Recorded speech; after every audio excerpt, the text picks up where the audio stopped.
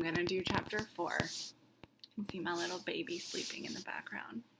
She's so cute. All right, chapter 4 is called The Cave. The giant ran on and on, but now a curious change took place in his way of running. He seemed suddenly to go into a higher gear. Faster and faster he went, and soon he was traveling at such a speed that the landscape became blurred. The wind stung Sophie's cheeks. It made her eyes water.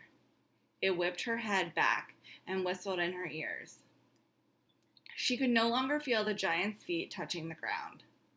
She had a weird sensation they were flying. It was impossible to tell whether they were over land or sea. This giant had some sort of magic in his legs. The wind rushing against Sophie's face became so strong that she had to duck down again into the blanket to prevent her head from being blown away. Was it really possible that they were crossing oceans? It certainly felt that way to Sophie. She crouched in the blanket and listened to the howling of the wind. It went on for what seemed like hours. Then, all at once, the wind stopped its howling. The pace began to slow down. Sophie could feel the giant's feet pounding once again over the earth. She poked her head up out of the blanket to have a look. They were in a country of thick forests and rushing rivers. The giant had definitely slowed down and was now running more normally, although normal was a silly word to use to describe a galloping giant. He leaped over a dozen rivers. He went rattling through a great forest, then down into a valley and up over a range of hills as bare as concrete, and soon he was galloping over a desolate wasteland that was not quite of this earth. The ground was flat and pale yellow.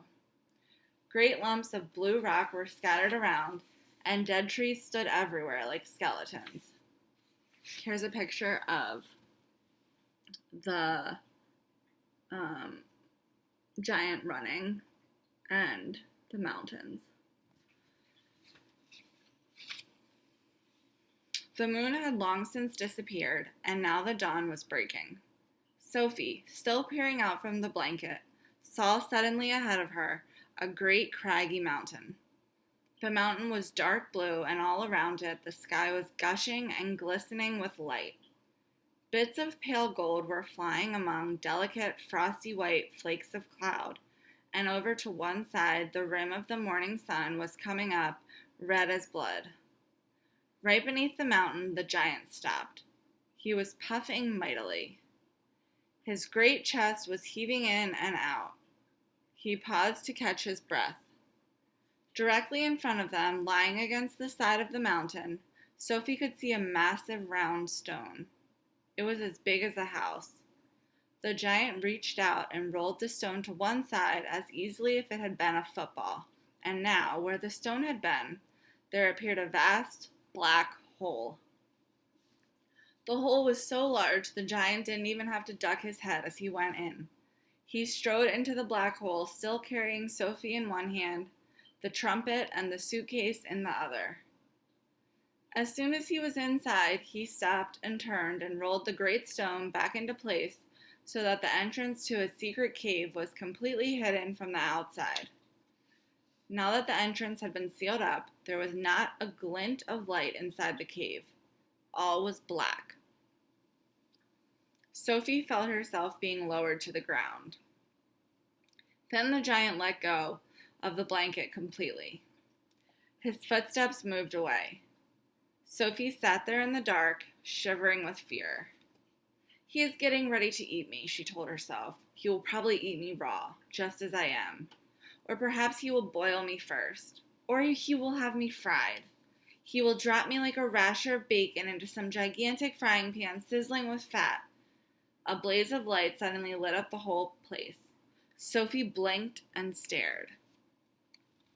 Here's a picture of what it looks like inside his cave.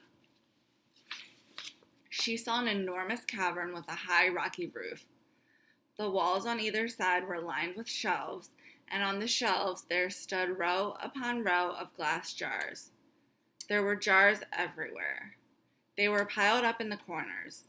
They filled every nook and cranny of the cave. In the middle of the floor there was a table 12 feet high and a chair to match. The giant took off his black cloak and hung it against the wall.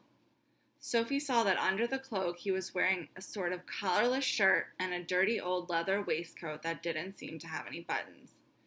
His trousers were faded green and were far too short in the legs. On his bare feet he was wearing a pair of ridiculous sandals that for some reason had holes cut along each side, with a large hole at the end where his toes stuck out. Sophie, crouching on the floor of the cave in her nightie, gazed back at him through thick, steel-rimmed glasses.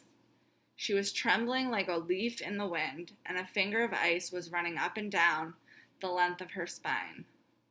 "Ha!" shouted the giant, walking forward and rubbing his hands together. "What has us got here?" His booming voice rolled around the walls of the cave like a burst of thunder. And that is the end of the chapter.